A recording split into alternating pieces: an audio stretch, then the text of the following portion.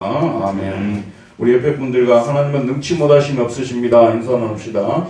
하나님은 능치 못하심이 없으십니다. 오늘 제목은 내게 능치 못한 일이 있겠느냐라는 제목입니다. 인간은 약속을 하고도 못 지키거나 안 지키는 경우가 많습니다. 하지만 우리 하나님은 약속을 하시고 그 약속을 반드시 지키시는 하나님이십니다. 지난 17장에서 말씀드렸듯이 하나님은 아브라함에게 나타나셔서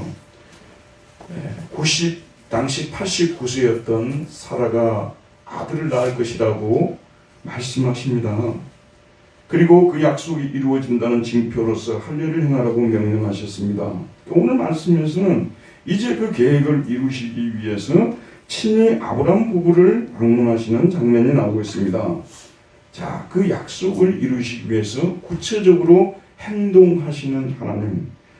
18장 1절을 보면 여호와께서 마므레의 상수리 나무들이 있는 곳에서 아브라함에게 나타나시니, 바로 이곳은 아브라함이 하나님께 예배드리기 위해서 거룩한 텐트를 만들어 놓은, 성막을 만들어 놓은 것이고, 바로 그 주변에 아브라함이 살고 있었습니다.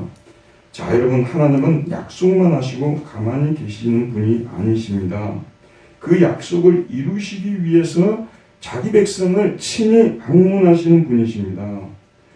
여러분 생각해 보세요. 약속의 성취에 있어서 다급한 사람은 아브라함 아닙니까? 자기 아내 나이가 89세고 자기 나이도 99세인데 어느 쪽이 더 다급하겠습니까?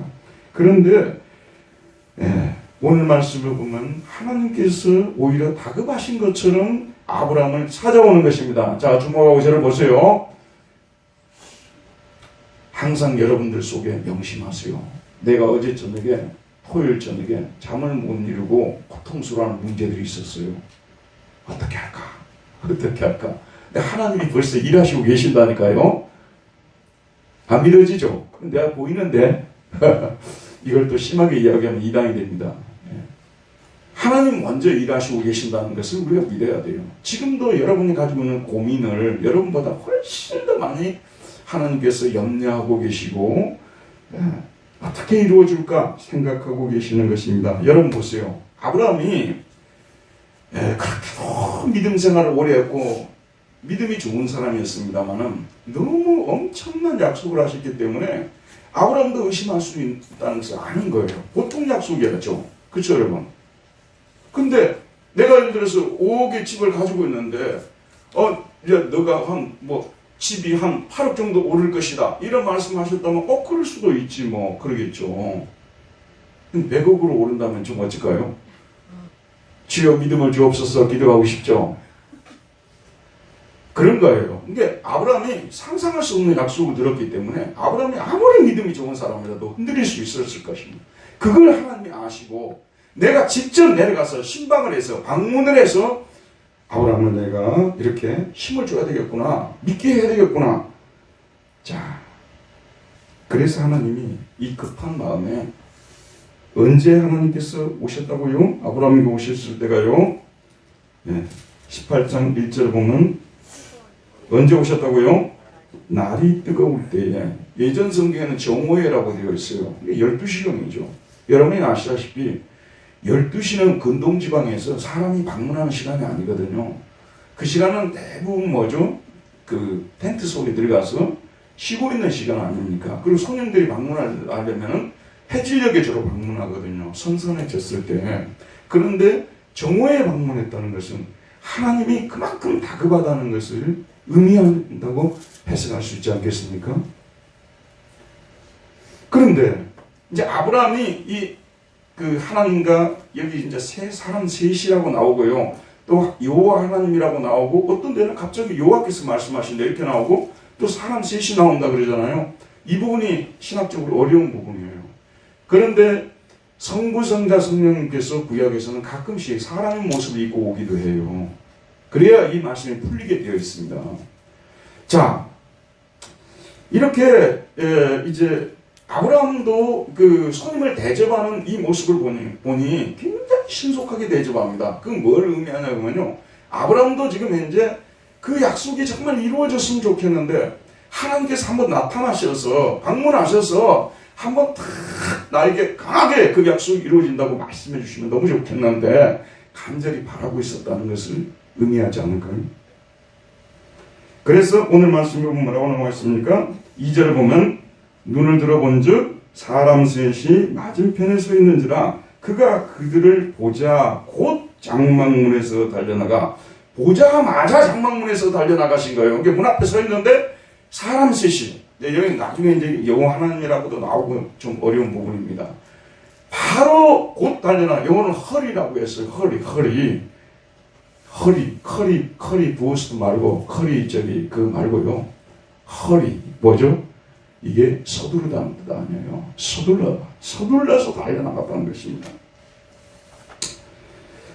자, 영접하면 몸을 굽혀 이르되 내 주여 내가 주께 은혜를 입었어 하면 원하건대 종을 떠나 지나가지 마시옵고 정말 영접하면 몸을 굽혀서 간청을 한 거예요. 내가 주께 은혜를 입은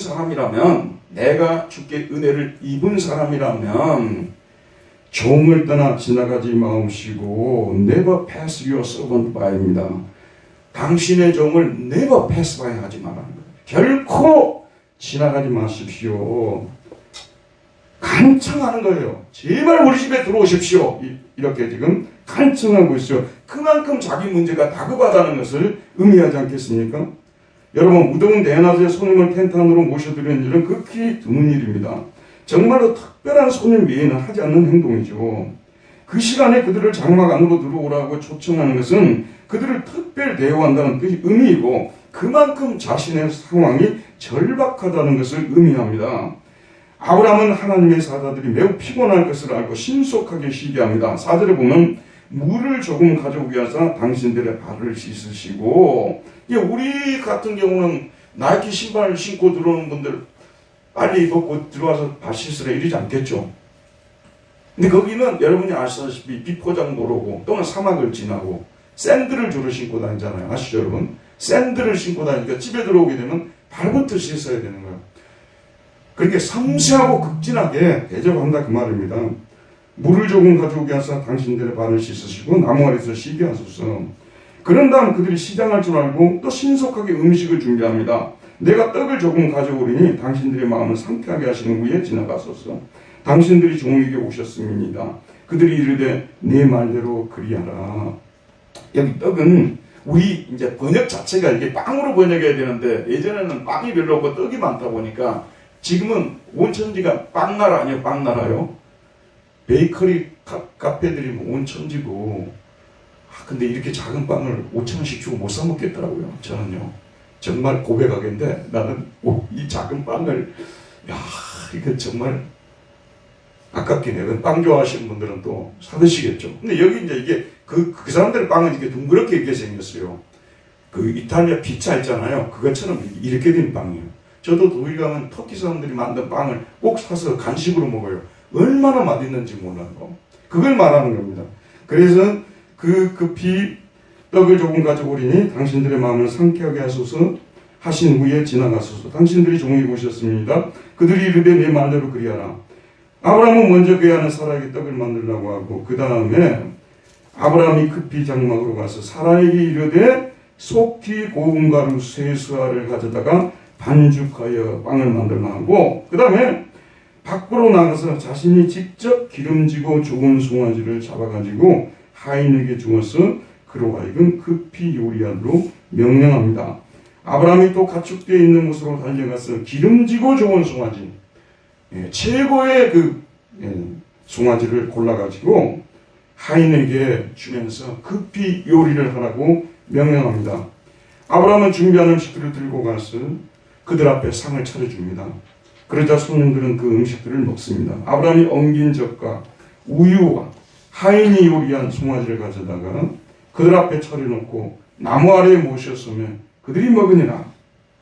자, 이 말씀은 1차적으로 보게 되면 그리스도인들이 환대에 얼마나 익숙해져야 할 것인가 거기에 대해서 도전을 받을 수 있어요. 제가 전에 환대에 관한 설교를 한번 했잖아요. 호스피탈리티라고요. 설교 한번 한 적이 있죠. 솔직하게 여러분 한번 생각해 보세요. 우리나라에도 지금 외국인들이 적지 않게 들어와 있지 않습니까? 정확한 통계를 알지 못하지만 200만 이상이 지금 우리나라에 외국인들이 와서 살고 있을 거예요. 그분들을 우리가 한번 초청해서, 아니면 우리가 우리 집에 초청해서 식사라도 이렇게 정성껏 한번 대접한다면, 특별히 그리스도인으로서 대접을 한다면 수만 마디 말보다 낫지 않겠습니까? 저희 교회에서 이번에 베트남 선교사님을 후원하기로 결정했습니다.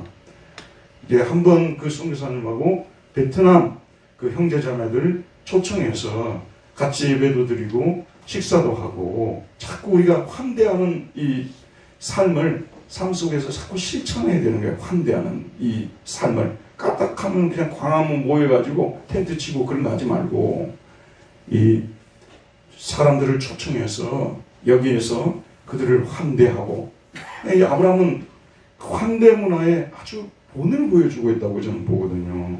그래서 신약 성경에도 보게 되면 나그네를 대접하는 것에 대해서 참으로 많이 강조를 해요. 그래서 로마서 12장 13절만 보더라도 성도들의 쓸 것을 공급하며 손대접하기를 힘쓰라. Practice hospitality입니다. 실천하긴 하는데 뭘 하라고요? hospitality. 접대를 실천하라고, 환대를 실천하라고 말씀하고 있습니다. 환대가 익숙해져 있어야 돼요. 우리 그리스도인들은요. 환대가 익숙해져 있어야 됩니다. 그래서 복을 받는 저와 여러분들이 되기를 바랍니다. 환대가 익숙해져요. 익숙해져야 돼요. 접대하는 것이 익숙해지는 사람들이 되어야 된다는 것입니다. 자, 근데 이 말씀은 사실은 이런 뜻도 있지만은 전후 문맥 속에서 해석이 되어야 돼요. 이건 약속과 관계 속에서 해석이 되어야 한다고 우리는 생각하는 것입니다. 하나님은 아브라함에게 99세 때 자기 아내 사라의 몸에서 후손이 태어날 것이라고 약속하셨죠. 근데 아까도 제가 말씀드렸습니다만 연약한 인간이다 보니까 말하자면 이성적으로도 경험적으로도 도무지 이해할 수 없는 그런 어마어마한 약속을 하나님께서 하시니까 아브라함 마음속에 하나님이 한번 방문하셔서 이렇게 나를 좀 이렇게 이 말씀을 다시 한번 확증시켜 주셨으면 좋겠다. 이런 생각을 하시고 하나님께서 방문하신 것이라고 저는 보거든요. 하나님께서 우리 신자들을 다룰 때도 마찬가지입니다. 분명히 하나님께서 나에게 묵상하는 가운데서 또 이리저리 생각하는 가운데서 분명히 하나님께서 정말 사람들이 볼 때는 불가능하게 보이겠다고 생각하는 그 일이 이루어질 것 같은 느낌이 있어요. 그런데 정말 이런 말씀을 그 누군가가, 특별히 우리 친구나 친척이나 교회의 믿음이 좋은 선배들이나 이런 사람들이 와가지고 거기에 대해서 딱 들먹이면서 너 지금 그런 문제로 고민하고 있지? 그 일이 이루어질 거야. 내가 기도할게. 함께 기도하자. 이럴 때 마음속에 훨씬 더 강한 확신이 들잖아요. 하나님이 사람을 보낸 거 아닐까? 그런 생각이 드는 겁니다. 그런데 좀 더 보편적인 방법은 바로 설교를 통해서 하나님께서 여러분에게 주신 하나님의 약속을 확인시켜 주시는 것입니다. 그래서 이 설교는 하나님께서 우리 목회자들을 보내셔서 여러분에게 말씀을 전해주게 하시고 확증시켜 주시고 하시는 그런 일을 하는 겁니다. 그렇기 때문에 다른 시간보다도 설교 시간이 매우 중요한 것입니다. 아니 오늘 목사님 설교 듣고 나니까 어제 저녁에 내내 내가 근심하고 고통했던 그 문제를 어떻게 저렇게 잘 알고 정확하게 말씀하실 수 있을까? 이런 일들 여러분도 가끔씩 체험하시죠? 그런 겁니다. 자, 여러분, 이렇게 이런 어떤 사명을 가지고 오셨다는 것을 아브라함이 낌새를 챈 겁니다. 그래서 최선을 다해서 맞이하는 모습을 볼 수 있는데, 사실 여러분 21세기는요 뭐라고 해야 될까요? 목회자에 대한 그런 생각이 전통적인 생각으로부터 많이 바뀌었습니다. 그래서 만인제사장 이런 걸 잘못 받아들여 가지고요, 당신이나 나나 똑같지 뭐, 그런 생각을 하시는 분들이 적지 않고요, 특별한 의미 부여를 하지 않고, 예전에는 당연히 신방을 했었지만 지금은 신방을 원하지도 않고 이런 시대가 되어버렸어요. 목사님의 입에서 나오는 설교 말씀이라든지 우리 가정을 방문해서 주시는 말씀이 대수롭지 않은 시대가 되어져 버렸습니다. 그러나 교회가 건강한 시대에는, 교회가 교회답게 움직이는 그런 시대에는 이런 아브라함을 방문했던 이런 신방이 자연스럽게 받아들여졌고 성도들도 그렇게 해야 된다고 생각을 했던 것입니다. 여러분, 가끔 가다가 그런 생각을 저도 해봐요. 사람들이 뭘 몰라서 그러겠죠. 당연히 몰라서 그러겠죠. 우리 중에 한 사람이지만 하나님께서는 그 우리 중에 한 사람을 뽑아서 당신의 말씀을 전하게 하시고 그 말씀을 전하는 것 때문에 존중이 여김을 받도록 하신 것이기 때문에 저와 여러분도 우리 목회자들에 대해서 너무 쉽게 대하거나 함부로 대하면 안 되는 거예요. 저는 제가 떠나도 다른 목회자가 와도 마땅히 들어야 하는 말씀을 전하고 있는 것입니다. 여러분, 코로나가 끝나고요, 제가 2개 교회를 들었어요. 거의 한 500명이 되는 교회인데요, 부목사를 구하려고 하는데 부목사들이 오지는 않는 거예요. 저한테 부탁을 하더라고요. 수원에 있는 교회는 더 큰 교회 같아요. 아는 교수님이 저한테 부탁을 하더라고요. 부목사 없냐고. 몇 달째 오질 않는다는 거예요. 왜 그러냐면 코로나가 터지고 나서 경제적으로 돈 아끼겠다고 교회들이 목사님들을 대량 해고를 시켜버린 거예요. 그래서 그들이 다 어디에 갔냐면 쿠팡 같은 데 가 있다는 거예요. 월급도 교회보다 더 많고 무엇보다도 비인격적인 대우를 받지 않으니까 우리 성도님들도 목사님들이나 전도사님들 이런 분들을 함부로 대해버리는 경우들도 있어요. 그거 진짜 고쳐야 돼요. 나는 속으로 무슨 생각을 하냐면 하나님도 그분을 그렇게 대하겠구나. 그러니까 이 사람들이 교회로 안 돌아오는 거예요. 비인격적인 대우받고 어차피 좀 이따 또 쫓겨나고. 그러니까 이 부목사들이 교회에 지원을 안 한다는 거예요. 지금 심각한 상황이 벌어지게 되는데 한국교회 아주 좋지 않은 모습이라고 저는 생각하거든요. 적어도 이 사람이 이단적인 사설을 퍼뜨리지 않는 한 하나님께서 세우신 우리 중에서 뽑아 세운 사람들에 대해서 존경과 또 이와 같이 존중함을 나타내는 것이 바른 것이라고 저는 생각하거든요. 아브라함에게서 우리는 이 점을 배울 수가 있어요. 아브라함처럼 우리도 이렇게 해야 된다는 그런 말씀입니다.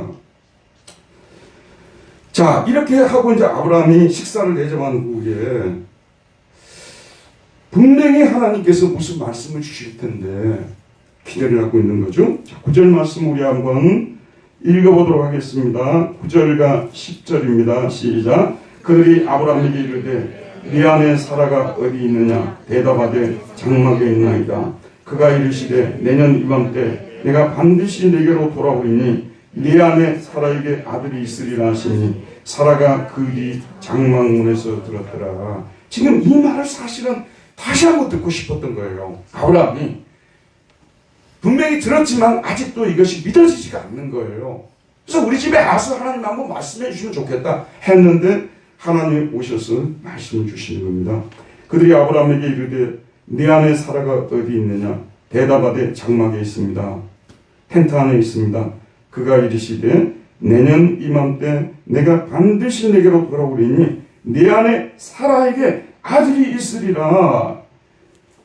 참, 이 얘기를 들었을 때 사라가 어떤 반응을 보였을까요? 자, 여러분 12절부터 제가 보겠습니다. 11절 보면 아브라함과 사라는 나이가 많아 늙었고 사라에게는 여성의 생리가 끊어졌느니라. 생물학적으로는 불가능한 상황 아니겠어요? 아들을 낳는다 그러니까 어떻게 하나님이라도 그런 일을 할 수 있어요? 얘기 아니겠어요? 하나님이시라도 그런 일을 할 수 있어요? 그래도 하나님이 정해놓은 그런 생물학적 법칙에도 어긋나는 거 아니에요? 이렇게 생각 들었겠죠. 그래서 12절 보면 사라가 속으로 어떻게 했다고요? 어떻게 했다고요? 웃었다고 했어요. 이 웃었다는 말이 티차아크. 지난번에 이삭이라고 했죠? 우리말로 번역할 때. 이삭 한 거예요. 이삭. 아브라함도 이삭. 그리고 사라도 이삭. 나중에 태어난 아들의 이름을 뭐라고 했어요? 이삭. 예. 웃었다고 말해요. 내가 노쇠하였고 내 주인도 늙었으니 내게 무슨 즐거움이 있으리요. 내가 늙었지 않느냐. 그리고 내 주인도 늙었으니 내게 무슨 즐거움이 있겠느냐. 이렇게 말합니다. 자, 이렇게 말하는 것이 당연하죠, 여러분. 당연하죠. 13절에 여호와께서 아브라함에게 이르시되 사라가 왜 웃으며 이르기를 내가 늙었거늘 어떻게 아들을 낳으려 하느냐.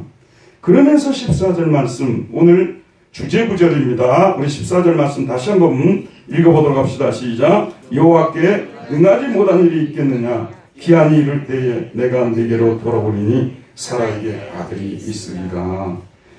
이 원문은 여호와의 말씀으로부터 어려운 것이 있는가, 그런 뜻입니다. 하나님의 말씀은 어떤 말씀도 다 이루어진다는 뜻입니다.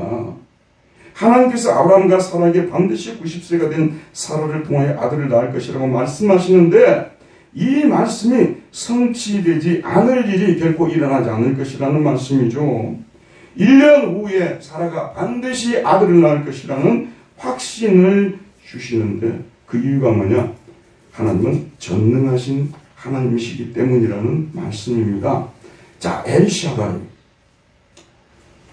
아브라함과 사라는 아직도 엘샤다이, 전능하신 하나님을 믿지 못하고 있습니다. 하나님은 그들에게 전능하심을 보여주시기 위해서 그들을 육신적으로는 아이를 결코 잉태할 수 없을 상태에다가 데려다 놓은 것입니다. 들어보세요, 여러분. 심지어는 80세까지 만약에 하나님께서 그 전에 이루어 주셨다면 뭐 80세도 아이를 낳을 수 있지 뭐 이렇게 생각했을 거라는 거죠. 그런 생각을 도저히 가질 수 없을 정도까지 기다리신 거예요. 왜 그렇겠습니까? 하나님이 전능하신 하나님이라는 것을 가르쳐 주시기 위해서요. 티칭의 목적이에요, 이게요. 하나님이 전능하신 하나님이라고만 저와 여러분도 고백할 수 있다면요, 요즘 쓰는 말로 이미 게임은 끝난 겁니다. 게임 끝이에요. 수많은 성도들이 하나님은 전능하신 하나님이라고 입으로는 고백하는데 자기 삶 속에 실제적으로 불가능하다고 생각하는 일이 일어나면요, 전능하지 않으신 것 같은데요, 이렇게 나옵니다. 전능하신 하나님을 아브라함 같은 믿음이 좋은 사람도 이렇게 쉽게 못 믿었다면 우리 같은 사람이 어떻게 쉽게 믿을 수 있겠어요? 저와 여러분이 만약에 전능하신 하나님을 믿고 있다면 이건 기적입니다. 이거는 하나님이 성령으로 역사해서 만들어낸 거지 우리 스스로 이런 믿음을 가질 수가 없어요. 자, 그래서 창세기 15장부터 계속 하나님이 전능하신 하나님이라, 엘샤다이, 전능하신 하나님이라시라는 것을 계속 교육을 시키고 있는 거예요. 15장, 16장, 17장, 18장 계속 교육을 시키고 있는 것입니다.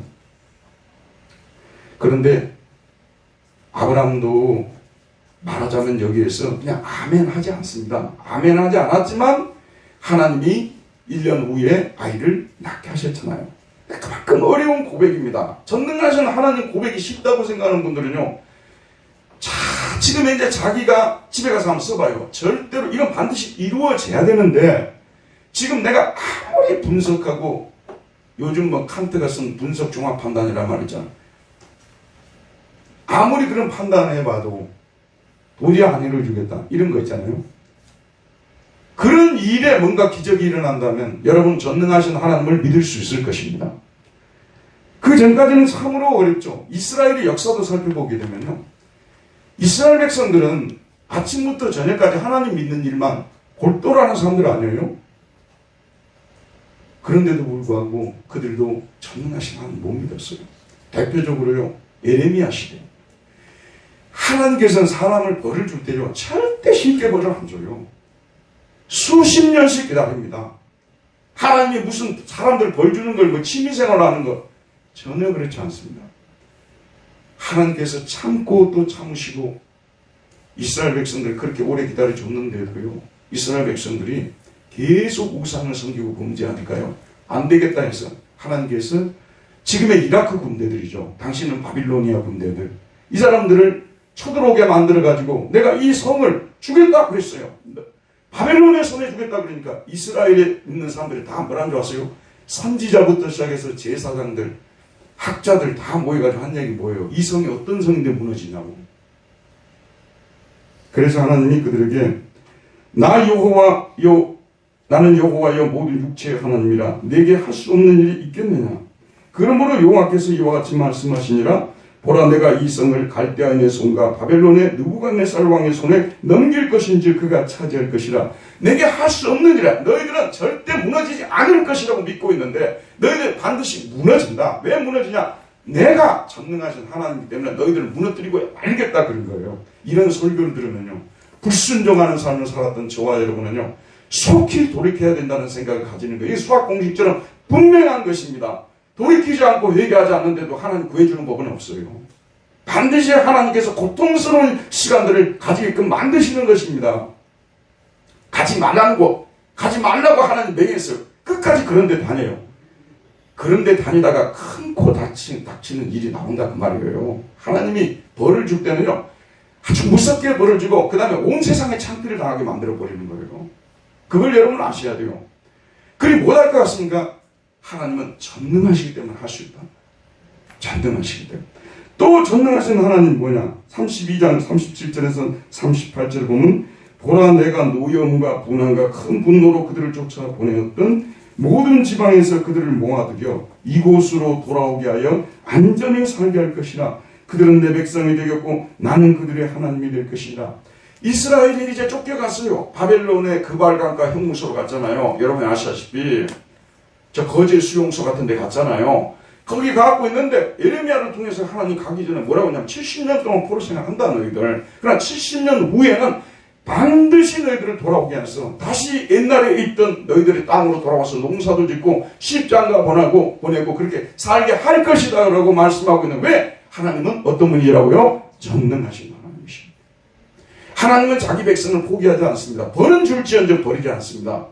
하나님은 벌을 주셔요. 그렇지만 결국 버리지는 않습니다. 연단을 시킨 후에 뉘우치게 만들어서 다시 돌아가셔서 세우시는 하나님. 저는 우리 교회 목회를 하면서 우리 교인들에게 하나님은 전적으로 이런 하나님이라고 믿고 목회를 하고 있습니다. 아멘. 때로는 우리가 잘못 갈 때 하나님께서 우리를 징계할 수 있다는 거예요. 여러분, 나는 절대 안 무너질 것 같았는데 보니까 무너져 있어요. 근데 하나님은 회개하고 돌이키는 사람들을 다시 또 세우실 수 있는 전능하신 하나님이십니다.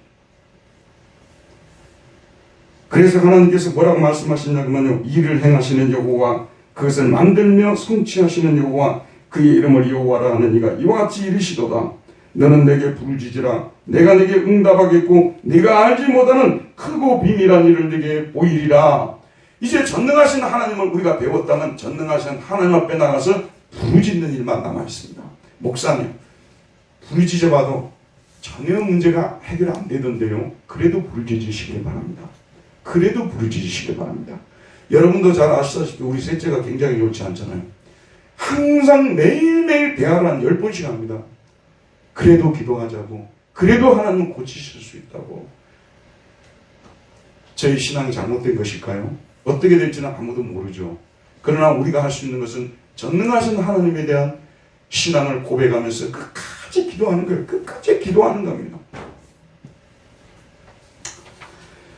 전능하신 하나님은 우리 주님 예수 그리스도의 탄생 때 마리아에게 천사 입을 통해서 다시 선포됩니다.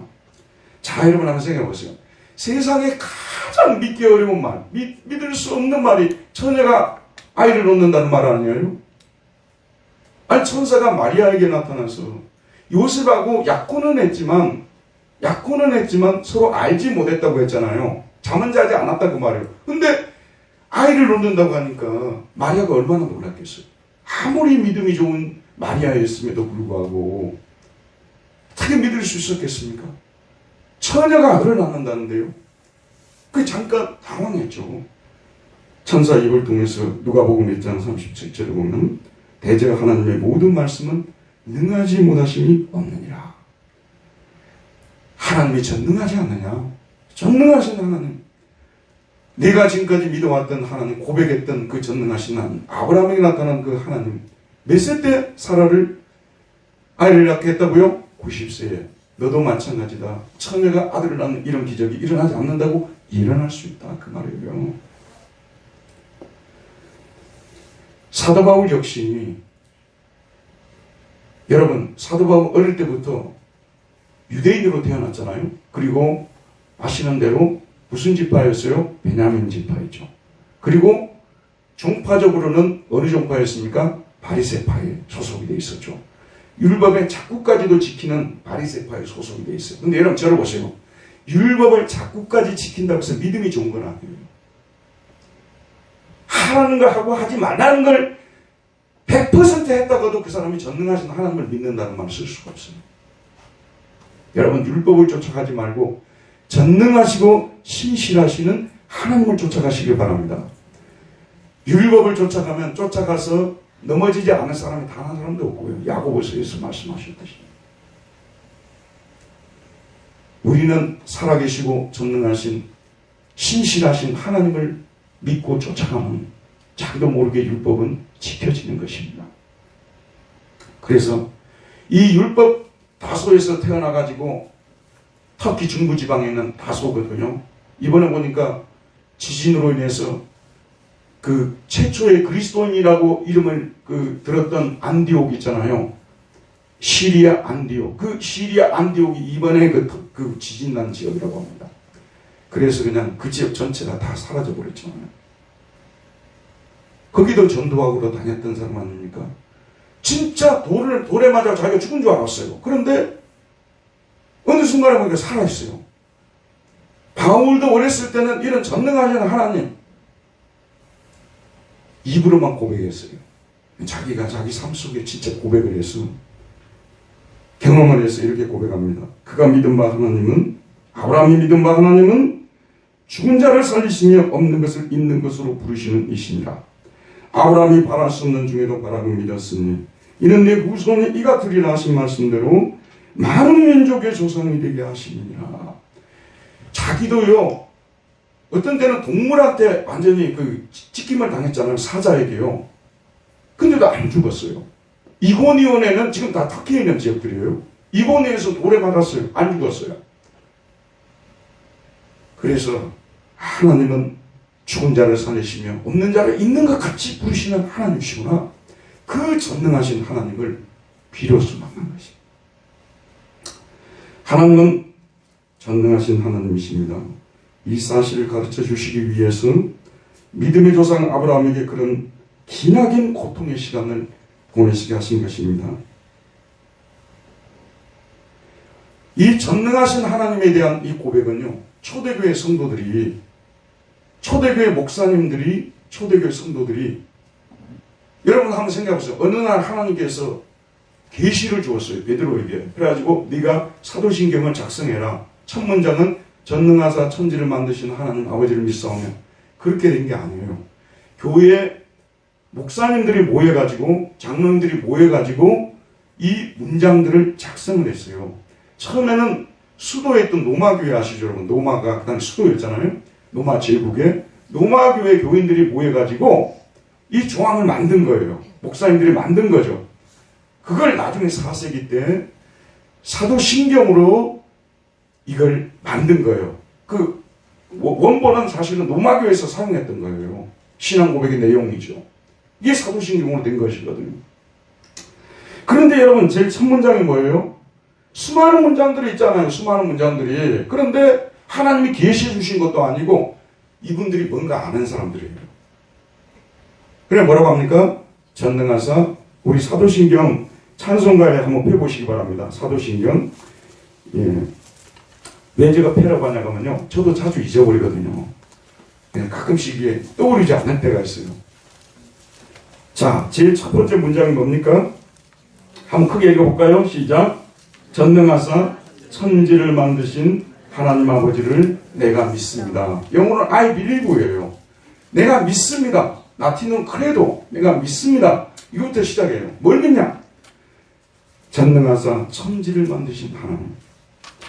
그 다음에 여러분 동정역에서 나시고 나오죠. 아니 하나님이 전능하시지 않은데 어떻게 전능한 동정역에 태어날 수가 있어요. 그 다음에 장사되셨다가 다시 살아났다는 말씀 나오죠. 전능하신 하나님이 전제가 될 때 이 말들이 다 성립이 되는 거예요. 이해하시겠죠? 그만큼 우리 신앙에 있어서는 전능하신 하나님이 너무나 중요하다는 그런 말씀입니다. 지금 저희들은 예수를 믿으면 제사함을 받고 영생을 선물 받고 그 다음에 부활하여서 천국에 간다고 우리는 믿고 있습니다. 그런데 자 저를 보세요. 우리가 언제 부활해 봤어요? 우리는 그 부활에 맛보기만 지금 우리 좀 보고 있는 거예요. 우리는 아직 부활하지 못했어요. 그런데 전능하신 하나님이 계시다는 걸 우리가 믿기 때문에 그분이 우리를 부활시킨다는 걸 믿는 거예요. 우리는 아직 영생을 얻지 못했습니다. 영생의 맛은 봤지만은 아직 다 얻은 건 아니잖아요. 그런데 하나님께서 우리를 다시 살리셔서 영생을 주신다는 것을 믿을 수 있어요. 왜? 전능하신 하나님에 대한 믿음이 있기 때문에 그런 것입니다. 자, 여러분, 이 전능하신 믿음은 첫째는, 잘 들으십시오. 이제 거의 다 끝나갑니다. 첫째는 교리적으로 고백을 해야 돼요. 교리적으로. 우리 기독교는 교리가 있잖아요. 전능하신 하나님을 믿는 것은 우리 교리에 있어서 가장 중요한 교리입니다. 그 다음에 두 번째는 세계관적으로 우리는 고백을 해야 되는 거예요. 천지는 누가 지었다는 거예요? 이 세상은 누가 만드셨어요? 하나님 만드셨어요. 혹시 여러분들 네덜란드 수상을 지냈던 아브라함 카이퍼에 대해서 들어보셨을 것입니다. 세계관 운동하시는 분들이 아브라함 카이퍼 얘기 많이 하잖아요. 제가 그분에 대해서 예전에 몰랐어요. 근데 자세히 살펴보니까 이게 어떻게 된 케이스냐 보면요. 아브라함 카이퍼는 19세기 중엽에 태어나서 20세기 초에 죽은 사람이에요. 19세기 중엽, 20세기 초. 다윈의 진화론이 나오면서요. 온 세상을 강탈을 해버렸어요. 지금 우리는 제3자로서 바깥에서 보고 있는 사람들 아니에요? 근데 그 당시는 충격이었어요. 천동설, 이것도 뭐 지동설이 아시잖아요. 이것도 충격이었지만 코페르니쿠스적 혁명이라고 했잖아요. 그런데 하나님이 세상을 창조하신 것이 아니라 이거는 가톨릭도 믿고 개신교도 믿고 다 믿고 있었던 건데 작은 물질이 있었는데 그것이 진화를 해가지고 오늘의 형태로 왔다는 거 아니에요? 그러니까 이게 발칵 뒤집어진 거예요. 정말 발칵 뒤집어져 버렸어요. 그래서 이 발칵 뒤집어졌는데 이런 진화론을 영국 사람 다윈이 종의 기원이라는 책을 썼는데 유럽 지역에서 다 이걸 제일 먼저 받아들인 거예요. 다 기독교 국가들 아니에요. 영국도 독일도 프랑스도 네덜란드도 다 기독교 국가 아니겠습니까? 그런데 네덜란드는 당시에 종교에 대해서 굉장히 관용하는 정책을 썼어요. 그래서 종교의 문제아들은 다 네덜란드 와서 살았어요. 암스테르담에서요. 그러다 보니까 갑자기 순식간에 네덜란드에 있는 학교들에서 대부분이 진화론을 가르쳐버리는 거예요. 그러니까 이 목사들로 태어났던 아브라함 카이퍼가 충격을 받은 거예요. 그래서 이 사람이 원래 목사를 하던 사람인데 목사직을 자기가 포기를 한 거예요. 그래서 반혁명당이라는 당을 만들어가지고 가톨릭 진영하고 함께 이 창조론 투쟁을 벌인 거예요. 그래가지고 아브라함 카이퍼가 암스테르담 자유대학을 세웠거든요. 그리고 전 고등학교, 중학교, 초등학교까지 다시 창조론을 가르쳐야 된다고. 이 사람이 수상에 당선이 됐어요. 오래 하지는 못했지만. 그 네덜란드의 물결을 바꾸었던 것이거든요. 이게 세계관 운동이라는 것이거든요. 사실 우리 창조주 하나님을 믿습니다만 세계관적으로도 고백이 돼야 되는 거예요. 그 다음에 세 번째로는 역사적으로도 고백이 돼야 됩니다. 여러분, 이 역사는 누가 주관하신다고 우리 믿고 있습니까? 하나님께서 주관하신다고 믿고 있는 거예요. 그래서 하나님이 느부갓네살도 하나님이 세우시고 고레스, 페르시아 왕이죠. 고레스도 키루스라고 합니다. 키루스도 하나님이 세우시고 히스기야도 또는 시드기야 왕도 하나님이 세우시고 우리 그걸 믿는 거예요. 로마 제국을 세우신 분도 하나님이시고 그리스를 무너뜨리신 분도 하나님이시고 여러분 아시죠? 페르시아를 무너뜨리신 분도 하나님이시고 이런 우리는 역사관을 가지고 있습니다. 맞죠 여러분? 그런데 이 역사 안에 문제아들이 등장하는 거예요. 네로 같은 문제아도 등장하고요. 이런 문제아들은 하나님께서 하나님의 자리를 자기들이 지금 차지해가지고 하나님 노릇을 하기 때문에 이 사람들은 심판을 받아서 없어져야 돼요. 그래서 하나님께서 역사 속에서 이런 사람들을 정말 무너지지 않은 절대 권력을 그들은 소유했다고 했지만 다 무너졌어요. 다 무너졌잖아요. 로마가 476년에 게르만족에게 멸망을 당할 때 로마가 무너진다고 누가 생각했어요? 하나님께서 무너뜨리신 거예요. 저는 이 역사를 통치하시는 분은 주인이 하나님이시라는 고백을 저는 분명히 가지고 있기 때문에 예전부터 제가 금요기도회 때 자주 말씀드렸잖아요. 지금 이 지구상에 문제와 3인이 있다. 이 3인을 하나님 처치 좀 해달라고 기도해야 된다고 자주 말씀드렸잖아요. 첫 번째가 아베. 아베가 어떻게 되는지 아시죠? 저는 제가 기도해서 죽었다고 생각 안 해요. 믿음이 없어가지고. 근데 기도는 계속했어요. 아벨을 하나님이 좀 심판해달라고. 왜냐하면 너무 못된 짓을 했기 때문에. 그 다음 두 번째는 시시요, 시시. 석시 중에 시시가 별로 안 좋게 놀잖아요. 요즘 시진핑. 이 사람은 뭐냐 그러면은 여러분 한번 생각해 보세요. 사람의 마음속에 종교성을 뺏는다는 것은요. 이건 정말로 사람 같지 않은 행동이에요. 어떻게 사람이 뭔가를 의지하지 않고 살 수 있습니까? 설령 우리 하나님을 믿지 않는다 하더라도요. 시진핑이 모든 종교를 멸절하려고 하고 무신의 사람으로 만들어 놓으려고 하잖아요. 아주 나쁜 행동입니다. 그래서 우리 선교사님들 다 쫓아내버리고 우리 교회 주일임 선교사님들 쫓아내버리고 뭐 선교사들이 지금 붙어있는 사람이 없어요. 다 쫓겨났어요. 그 짓을 하고 있지 않습니까? 그래서 시진핑은 우리 심판해달라고 기도하는 거죠. 왜냐하면 우리는 못해요. 아무리 제거를 해도 못 제거해요. 전능하신 하나님만이 하실 수 있는 일이에요. 그 다음에 또 한 사람 있죠. 푸시죠. 별로 안 좋죠. 사실은 여러분이 아시다시피 그 사람 전쟁을 벌인 것은 자기 자신을 위해서 영구 집권하기 위해서 하는 걸 대부분 알잖아요. 이 사람도 지금 하나님의 자리에서 자기가 전지전능한 것처럼 행동하고 있기 때문에 우리는 하나님 앞에 기도하지 않을 수가 없는 겁니다. 지금 우리나라 역사도 마찬가지겠죠. 우리나라 역사도 마찬가지입니다. 정말 여러분이 생각하실 때 이 사람은 아니겠다고 하는 사람 있지 않습니까? 그러면 여러분들 그런 사람을 하나님 피하시고 전능하신 하나님만이 하실 수 있다니까요. 전능하신 하나님은 그걸 할 수가 있어요. 그래서 결코 무너지지 않을 것 같은 사람들이 다 무너지잖아요. 그래서 우리는 여기에 대해서도 신앙 고백이 전능하사 천지를 만드신 하나님에 대한 신앙 고백이 분명해야 되고, 그 다음에 또 한 가지는 교회적으로도 우리는 신앙 고백을 해야 되는 거예요. 여러분, 하나님께서 이 땅에 교회를 왜 세웠습니까? 왜 세우셨다고 생각해요? 전도하고 선교하도록 하기 위해서 사명 쪽에 많이 강조를 하잖아요. 근데 저는 그 사명보다 중요한 게 존재론적으로 생각이 되나. 하나님 왜 우리를 부르셨고 왜 성도로 만드시고 여기에 모이게 했냐 그러면 우리 예수님 닮은 그리스도인들이 되도록 하기 위함이에요. 예수님처럼 거룩한 사람들, 예수님처럼 사랑이 넘치는 사람들, 진짜 세상에 믿을 사람 없고 바깥에 나가면 숨도 못 쉬겠는데 교회에 왔더니 사람다운 사람들이 여기다 모여있네. 이렇게 생각이 건전하고 이렇게 정말 사랑이 넘치고 이렇게 좋은 사람들이 어디 있을까? 바로 우리 주님께서 이 땅에 교회를 세우신 목적입니다, 여러분. 먼저 존재예요. 그 다음에 사명입니다. 먼저 교회가, 여러분 저를 보세요. 이렇게 사람이 변하지 되지 않은 상태에서 일을 한다. 예를 들어 봅시다. 한 5,000명만 모이면 얼마나 많은 일을 하겠어요? 5,000명 모이는 교회에 한 주일에 들어오는 헌금이 얼마나 될까요? 저 모릅니다, 여러분. 알 수가 없어요. 그 어마어마한 헌금 가지고는 뭐 할 거예요? 선교 안 하고 구제 안 하고 뭐 할 겁니까?